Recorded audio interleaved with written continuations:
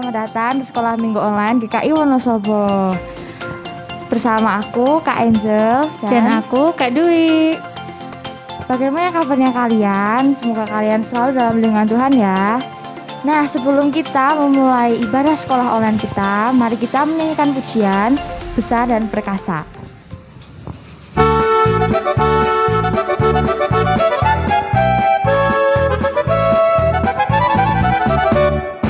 Besar dan perkasa Allah kita, besar dan dahsyat Dia. Besar dan perkasa Allah kita, besar dan dahsyat Dia. Angkatlah pancimu dan suaramu, puji Sang Raja. Besar dan perkasa Allah kita, besar dan dahsyat Dia.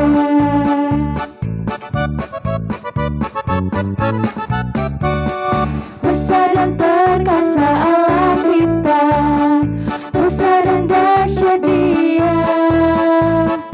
Besar dan perkasa Allah kita, besar dan dahsyat Dia.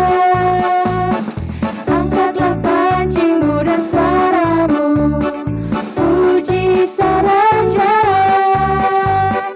Besar dan perkasa Allah kita, besar dan dahsyat Dia. Besar dan perkasa Allah kita, besar dan dahsyat Dia.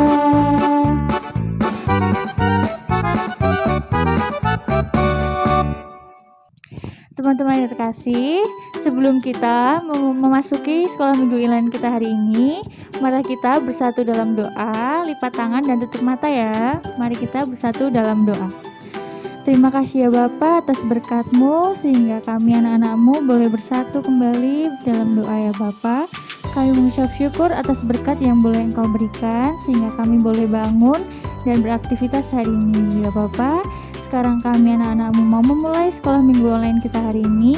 Kiranya Engkau sertai dari awal, pertengahan hingga akhir, semoga dapat berjalan sesuai dengan kehendak-Mu saja. Terima kasih ya Bapa, dalam nama Tuhan Yesus kami telah berdoa dan mengucap syukur. Haleluya, amin. Adik-adik yang terkasih, sebelum kita mendengarkan firman Tuhan, mari kita menyanyikan pujian Aku Hendak Tetap Berhati Tulus.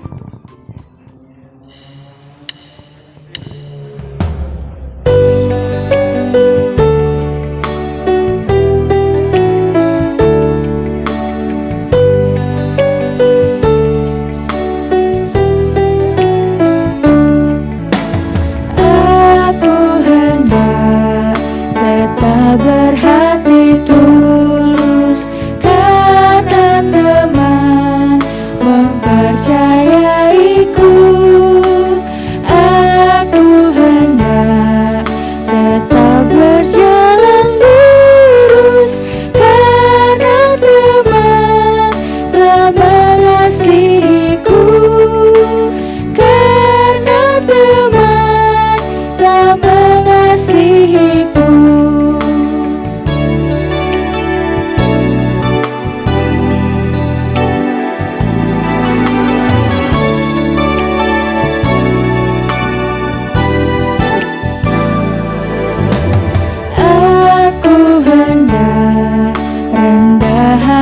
Selalu karena ku tahu betapa ku lemah. Aku hendak menolong sesamaku. Allah Esa selalu ku sembah. Allah Esa selalu ku sembah.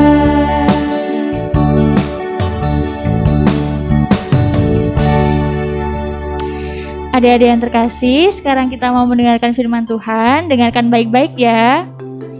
Selamat pagi anak-anak sekalian, apa kabar? Ya, benar, kita tetap luar biasa. Di dalam Tuhan, kita tetap luar biasa. Karena Tuhan yang luar biasa ya, Tuhan Yesus itu luar biasa. Oke, kita mengucap syukur kalau hari ini kita ada penutupan pekan sekolah minggu dan Tuhan tetap memberkati ya. Kemarin ada pembukaan, sekarang setelah 1 pekan kita bisa menutup pekan sekolah minggu ini, dan kemarin kita sudah merayakan HUT sekolah minggu yang ke-78. Baik anak-anak, kita jumpa lagi nih di sekolah minggu ini, dan kita akan berdoa. Mari kita berdoa. Bapa di surga, terima kasih Tuhan kalau kami boleh bangun hari ini dengan tubuh yang sehat, dan kami boleh bernafas, boleh makan, boleh katakan semua nikmat yang boleh kami rasakan ini karena perlindungan Tuhan, berkat Tuhan. Terima kasih Tuhan, kami akan mulai sekolah minggu kami. Tolonglah agar kami boleh konsentrasi, kami boleh mendengarkan akan firman Tuhan, dan kami juga boleh mengertinya, dan kami boleh menerapkannya di dalam kehidupan kami hari lepas sehari. Pimpin kami ya Tuhan, berkatilah kami. Terima kasih, di dalam Tuhan Yesus Kristus kami berdoa. Amin. Oke anak-anak, kita segera aja ya, kita akan mulai. Nah, mungkin kita masih ingat cerita minggu lalu. Saya mungkin mesti ya, minggu lalu itu gitu ya. Siapa yang ingat? Ya betul anak-anak.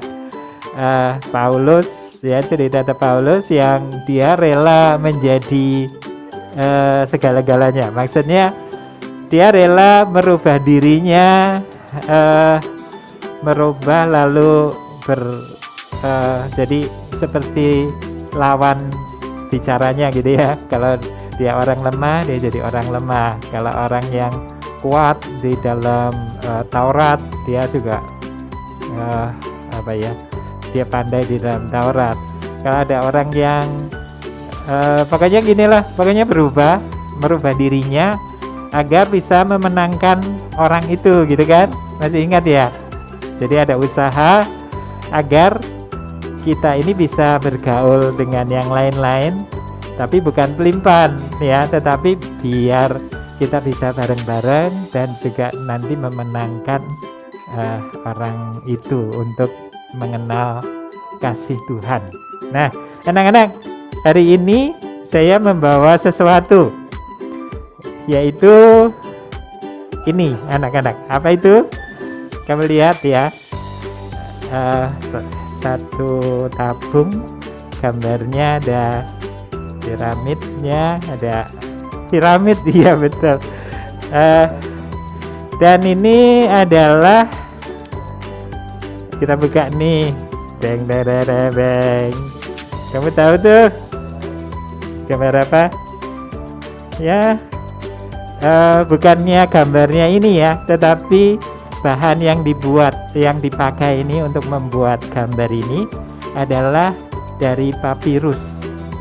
Kamu tahu daun papirus ya, sejak dulu kala dibuat untuk menjadi kertas, kemudian untuk bisa dilukis, ditulis seperti ini. Nah, pertanyaannya adalah dari mana aslinya ini, asalnya ini daun papirus? Mana? Tadi udah ada piramid, ada apa-apa. Benar? Betul ya.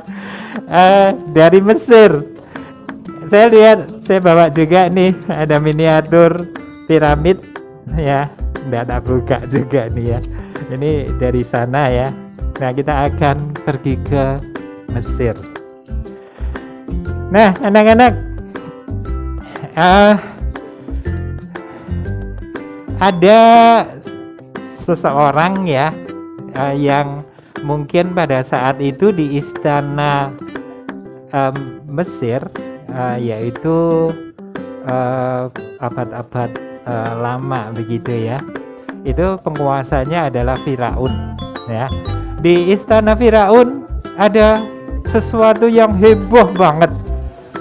Hebohnya apa anak-anak? Nah, ini anak-anak, ada seorang jadi di sana terjadi rapat yang sangat heboh dan serius sekali gitu ya. Jadi Firaun itu semalam itu mimpi. Lalu hari itu dipanggillah orang-orang ya yang pandai-pandai di sana ya. Jadi ada pendeta-pendeta yang dulu agama yang kuat di sana ya. Jadi penguasa-penguasa cerdik pandai pokoknya dikumpulkan di dalam istana itu, dan ini serius sekali ya. Si Firaun itu akan menceritakan sesuatu yang penting sekali. Penting sekali itu apa anak-anak? Dia ini semalam itu dapat mimpi. Anak-anak, mimpinya tuh aneh banget gitu ya. Jadi dia ceritakan pada di rapat itu, dia bilang gini, suatu kali ya saya jalan-jalan di Sungai Nil. Kemudian di sana datang ada lembu 7 ekor gitu ya. Bangunnya itu bagus-bagus banget, gemuk ya. Saya senang sekali ya kalau punya sapi atau lembu yang seperti itu. Nah, mereka tuh makan rumput di pinggir Sungai Nil gitu ya. Tiba-tiba datanglah gitu, ada sapi 7 ekor juga ya, lari datang ke sapi-sapi yang gemuk tadi itu.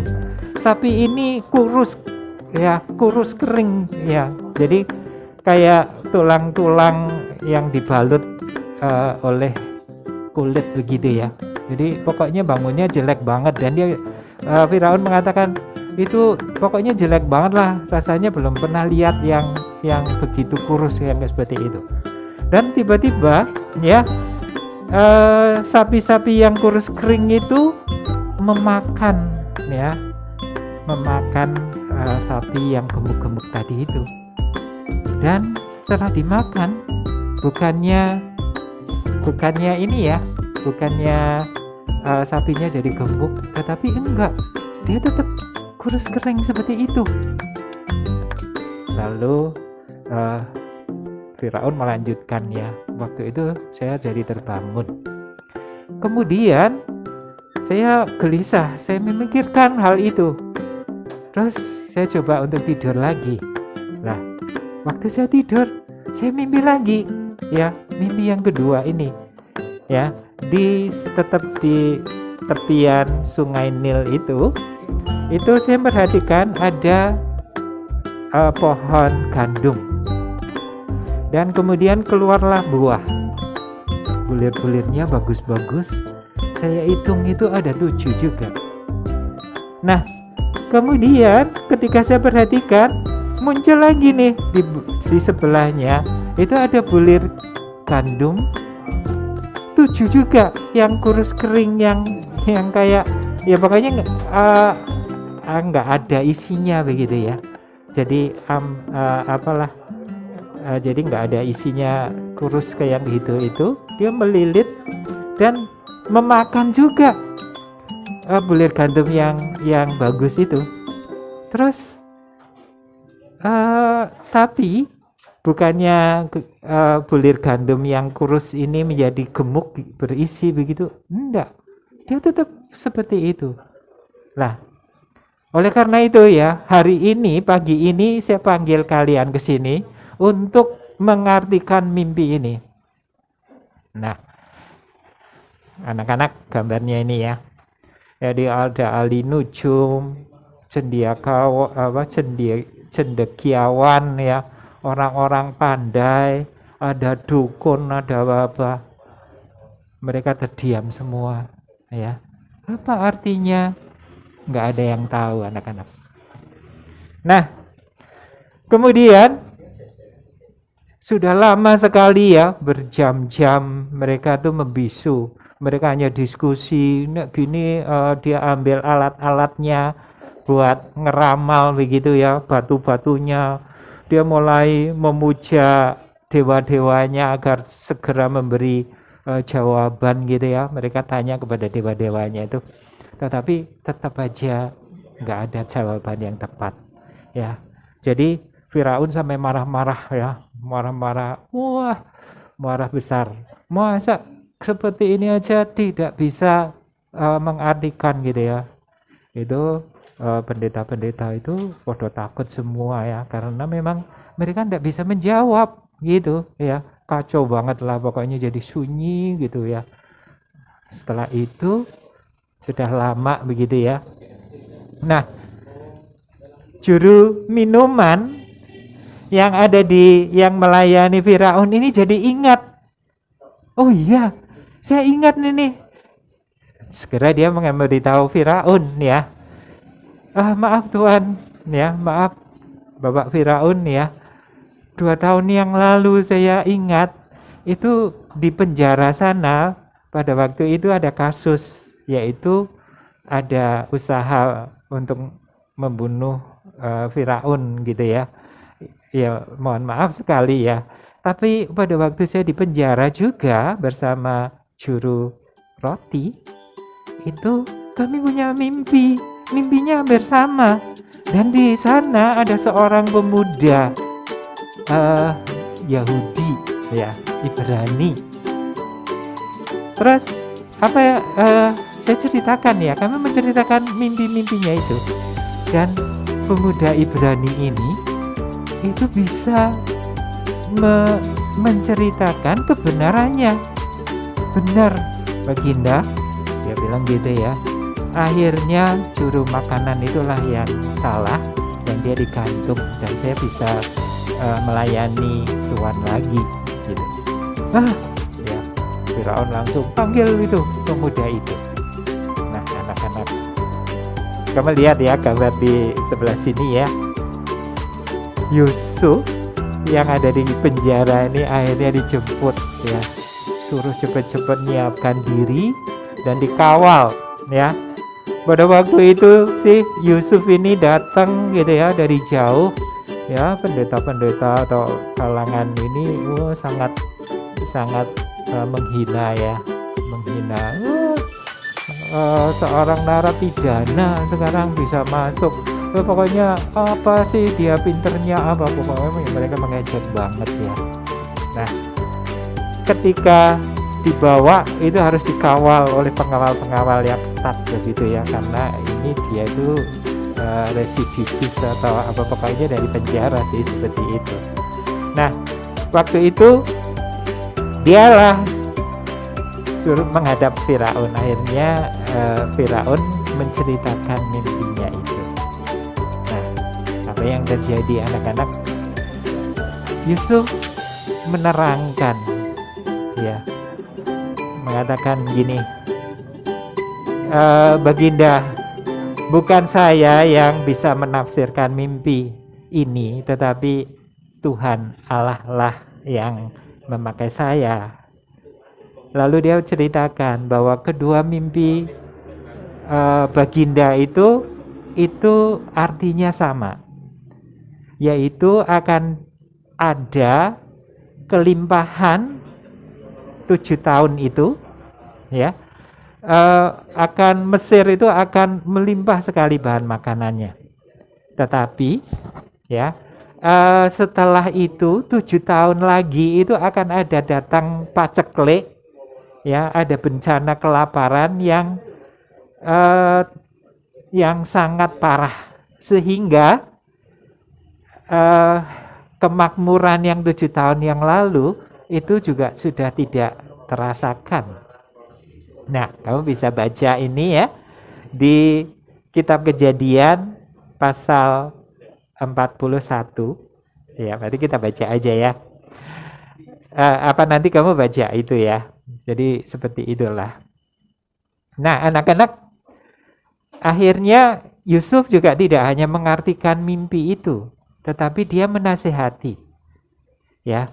Jadi dia mengatakan baiknya ya, kita baca itu di ayat 34.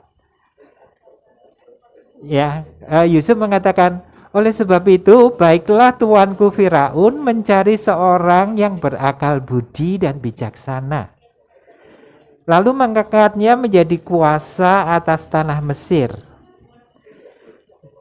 Baiklah juga tuanku Firaun membuat begini, yaitu menempatkan penilik-penilik atas negeri ini, dan di dalam 7 tahun kelimpahan ia memungut 1/5 dari hasil tanah Mesir itu.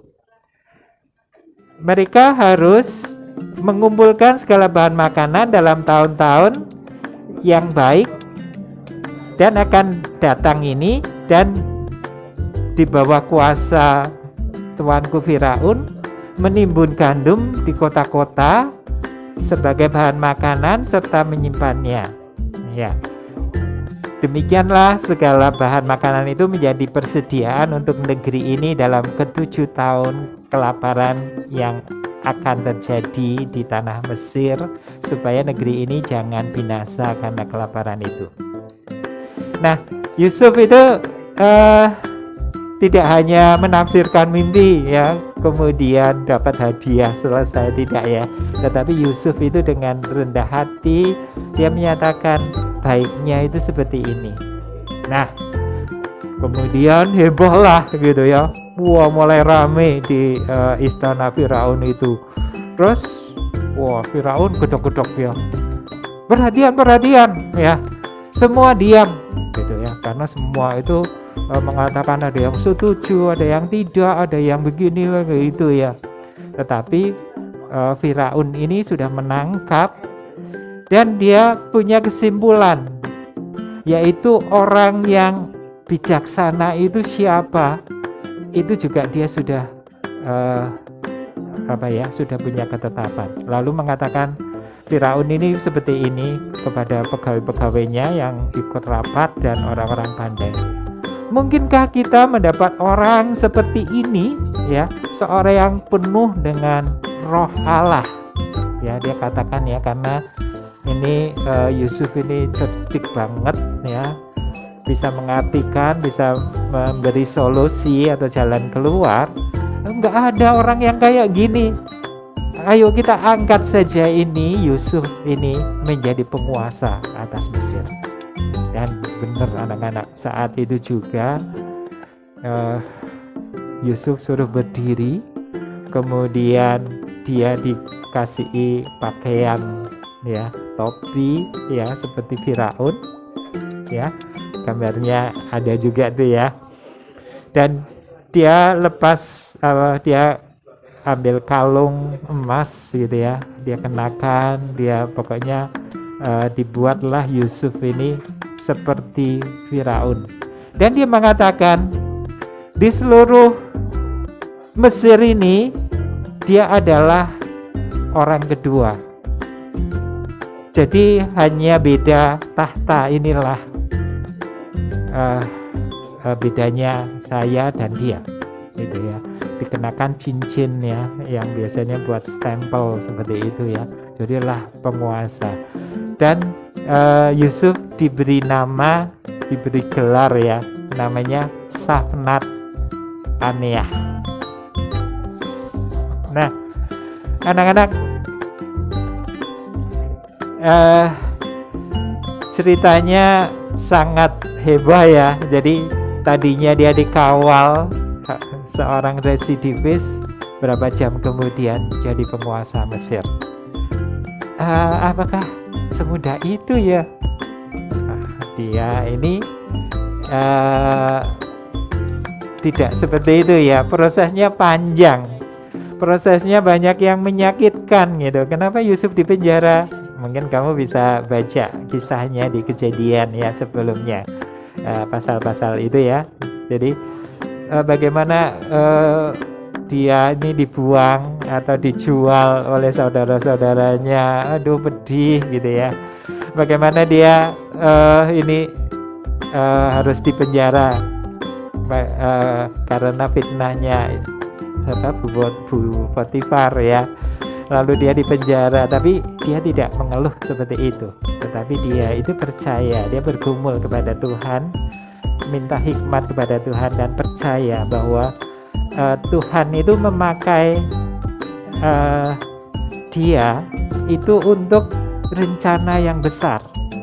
Ya, nanti ceritanya kamu bisa baca, sangat hebat ya.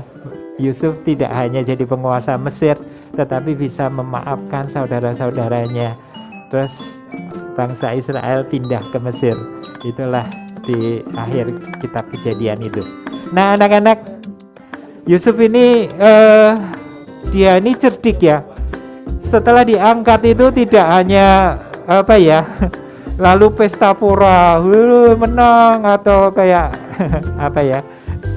sesuatu pemilu menang begitu, lalu arah-arahan, lalu menikmati kemenangan itu. Tetapi tidak, Yusuf ini sangat cerdik. Dia tidak menggunakan waktu-waktunya untuk yang percuma gitu ya, tapi dia segera menaiki kereta itu untuk keliling seluruh Mesir. Dia survei gitu ya, melihat mana yang bisa ditanami, mana yang bisa dibuat areal sawah lagi gitu ya. Dia juga survei juga tentang tanah, tentang pertanian, lalu sumber daya alamnya di situ, sumber daya manusianya, manajemennya, kemudian bagaimana nanti kalau panen itu dimasukkan kemana, dan dia membuat lumbung-lumbung. Nah, anak-anak, Yusuf ini segera bekerja. Jadi walaupun 7 tahun dalam kelimpahannya, tetapi dia tidak menyia-nyiakan waktu itu. Nah, yang menarik ya anak-anak, dalam dia membentuk suatu tempat lumbung itu, dia memikirkan bagaimana caranya agar nanti yang lama ini bisa dikeluarkan dulu gitu ya. Nah, dia membangun seperti tandon air gitu ya, atau bukan tandon air lah, kubu ya, kayak kubu, tapi ini gudang makanan yang seperti itu. Dan itu menjadi ide ya, kamu lihat ini ya, dia membuat sesuatu bangunan yang tinggi begitu, terus dia simpan terigu atau gandum-gandum yang sudah dipanen itu di atasnya, sehingga yang lama itu ada di bawah ya, persis kotak kosmos itu ya, satu tempat penyimpanan beras kita itu loh. Jadi bisa diambil seperti itu. Anak-anak, penginkah kamu seperti Yusuf ya, yang pandai, cerdik seperti itu? Dia itu tidak hanya pandai di sekolah ya, nilainya ulangannya bagus-bagus ya, tetapi dia pandai dalam segala hal. Dia bisa menerapkan, lalu bisa juga dia ini memecahkan segala masalah yang timbul. Inilah yang namanya cerdik gitu ya. Jadi tidak hanya pandai, tetapi cerdik juga mencari jalan keluarnya. Nah, anak-anak, kamu pun bisa seperti Yusuf ya, yang pandai itu. Kamu harus berpikir, tetapi kamu juga bisa mencontoh bagaimana Yusuf itu punya integritas, punya hubungan yang baik dengan Tuhan ya, selalu berdoa. Makanya Tuhan memberi hikmat yang luar biasa kepadanya. Dia bisa menemukan jalan keluar di masalah-masalahnya dan mencari solusi seperti itu ya. Nah, kamu bisa seperti itu. Kamu bisa contoh seperti Yusuf itu ya, kehidupannya, integritasnya, perbuatannya begitu ya. Kamu bisa contoh itu semua dan kamu juga praktekkan. Nah, tantangan kita nih sekarang anak-anak, misalnya di masa pandemi ini, nah, tantangan kita ini kan kita harus berdiam diri di rumah ya, mungkin bosan ya. Kamu punya mainan, mungkin mainannya itu aja. Aku pengen mainan yang lainnya gimana ya, cobalah dimodifikasi gitu ya, mainannya dicampur. Lalu kamu bisa juga membuat hobi yang lain gitu ya. Setelah kamu selesai belajar, mungkin kamu bisa coba nih pelihara ikan di akuarium gitu ya. Mungkin bisa pelajari bagaimana kehidupan ikan. Kamu juga bisa coba membuat makanan, itu menarik loh ya. Buat makanan, coba tanya orang tua, coba ini kalau buat begini gimana, coba kamu masak. Kamu tahu kalau di perhotelan seorang chef itu gajinya itu bisa lebih besar daripada GM. Percaya nggak? Besok kamu bisa ya kalau ke hotel, kamu tanya-tanya, apa bener itu chef itu bisa gajinya lebih gede? Bisa anak-anak. Dia pandai banget dalam masak, bisa menciptakan terkenal masakannya hebat-hebat gitu ya, enak-enak gitu ya.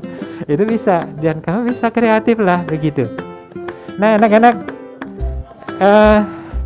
jadi jangan menyerah dengan keadaan, tapi buatlah keadaan ini menjadi sesuatu yang kita bisa survive, lalu kita bisa mencari jalan keluar agar kita juga selamat bisa melalui pandemi ini gitu anak-anak. Nah sekarang ada ayat hafalan nih. Ayat hafalannya adalah diambil dari kitab Amsal 13 ayat 16 ya. Amsal 13 ayat 16 ini tertulis di sini ya. Ya kita baca bersama-sama. Orang cerdik bertindak dengan pengetahuan, tetapi orang bebal membeberkan kebodohan. Nah, kamu bisa hafalkan ini, kemudian buatlah pengertian ya. Kalau orang cerdik itu bertindak dengan pengetahuan, tapi kalau orang bebal gitu ya, itu membeberkan kebodohan. Ya ngomongnya banyak, nggak pernah kerja gitu ya. Itulah pesan minggu ini. Baik anak-anak, kamu nanti hafalkan ayat ini dan kamu bisa direkam begitu ya. Nah, kalau kamu sudah hafal, orang cerdik bertindak itu seperti itu gitu ya. Terus kamu bisa laporkan atau rekaman ini di load di grup WA orang tua bijak. Baik, sekian dulu anak-anak. Terima kasih. Semoga semua bisa cerdik ya, pandai seperti Yusuf dan punya iman yang hebat. Oke, kita akan berdoa. Bapa di surga, terima kasih untuk firman-Mu hari ini. Bolehlah kami mencontoh seperti Yusuf, tidak menyalahkan keadaan, tetapi mengerti dan menerima akan segala rencana Tuhan yang baik. Karena rencana Tuhan adalah yang paling baik buat kami semua. Baik Tuhan, kami juga ingin dalam kehidupan ini ada solusi-solusi yang boleh menghidupkan kami kembali di tengah pandemi yang belum berakhir ini. Kami berdoa Tuhan untuk orang-orang yang terkena dampak seperti ini. Tuhan berkati, kalau yang sakit juga Tuhan menyembuhkan. Tuhan juga memakai dokter dan para tenaga medis untuk boleh mengobatinya. Tuhan lindungi mereka, dan Tuhan juga memberi hikmat kepada kepala negeri ini, Bapak Presiden dan stafnya. Bolehlah mereka bersama-sama bersatu hati untuk menanggulangi pandemi ini. Terima kasih Tuhan untuk semuanya. Ampuni akan segala dosa-dosa kami. Di dalam nama Tuhan Yesus Kristus kami berdoa. Amin. Oke, anak-anak, terima kasih. Sampai jumpa lagi. Dadah. Adik-adik, sekarang kita akan mengumpulkan persembahan kita. Persembahan boleh dimasukkan ke dalam amplop yang bertuliskan sekolah minggu dan dibawa ke gereja. Nah, untuk membawa persembahan kita, mari kita menaikkan pujian, kami naikkan syukur.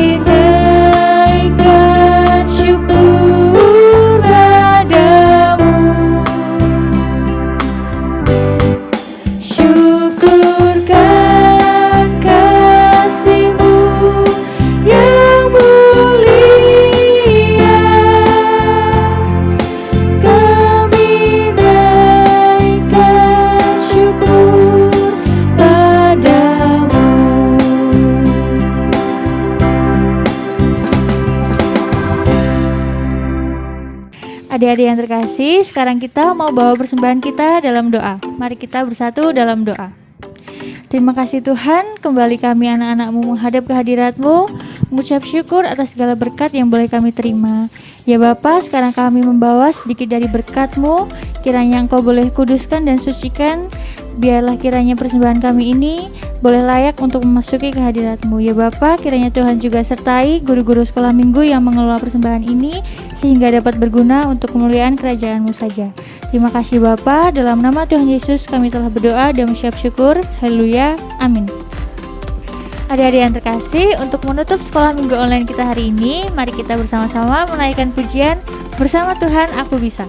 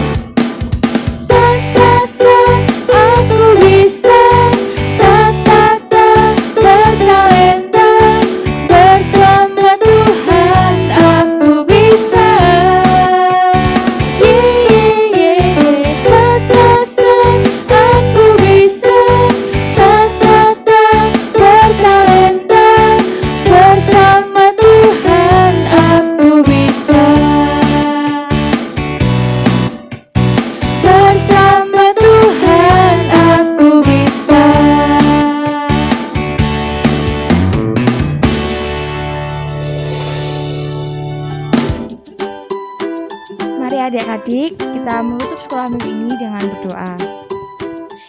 Ya Tuhan, terima kasih karena Engkau telah memberkati sekolah minggu ini dari awal hingga akhir. Sekarang, kami akan kembali ke aktivitas kami masing-masing ya Tuhan. Kiranya Engkau berkati dan lindungi kami. Hanya dalam nama Tuhan kami, Yesus Kristus. Haleluya, amin. Amin. Teman-teman yang terkasih, sekolah minggu online kita hari ini sudah selesai. Bila ada tugas dari Bapak Ibu Guru, jangan lupa dikerjakan ya.